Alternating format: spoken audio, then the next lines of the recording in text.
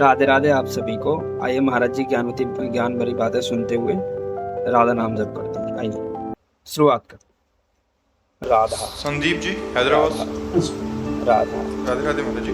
राधा महाराज जी गीता जी नित्य पढ़ रहा हूँ, कुछ समय से जितनी बार भी पढ़ें लगता है और अध्ययन करो थोड़ा सा पहले से बेहतर ज्ञान प्राप्त। निष्कर्ष समझ आया कि कर्म कर फल का त्याग कर। महाराज जी एक सवाल मन में आता है कि हर जीव के कर्म की गतिविधियां भी प्रभु ने पहले ही निर्धारित कर दी हैं, जैसे किसके जीवन में भक्ति भाव, दान धर्म, पुण्य कर्म, वैभव। नहीं, एक गलत सोच है। दो चीजें निर्धारित हैं।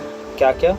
एक पाप कर्म का फल दुख और एक पुण्य कर्म का फल सुख लौकिक। बस इसे ही प्रारब्ध कहते हैं जो निर्धारित है।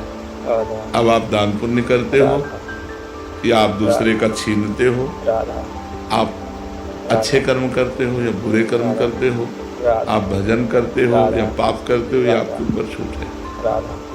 वो आपकी बुद्धि जैसा निर्णय करेगी वैसा आप कर पाओगे। मलिन बुद्धि होगी, गंदे आचरण करोगे, अच्छी बुद्धि होगी तो जैसे शास्त्र स्वाध्याय करो, सत्संग करो तो अच्छी बुद्धि होगी तो अच्छे आचरण बनेंगे। गंदे लोगों का संग करो, गंदी बातें देखो तो गंदी बुद्धि होगी, गंदे कार्य बनेंगे।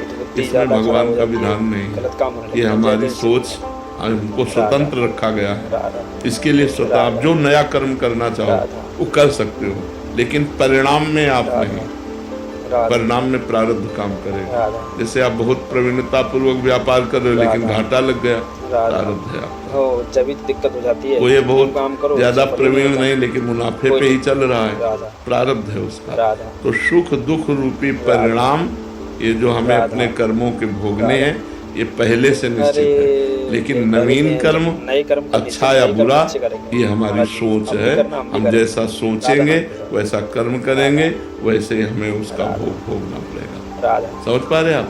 इसमें हम ऐसा नहीं कि भगवान ने तो कि ये आदमी पाप करेगा या आदमी पुण्य करेगा, ऐसा हमारे पास ऑप्शन वो आदमी पाप कर सकता है, वो आदमी पुण्य कर सकता है, उसको उसका भोग भोगना पड़ेगा।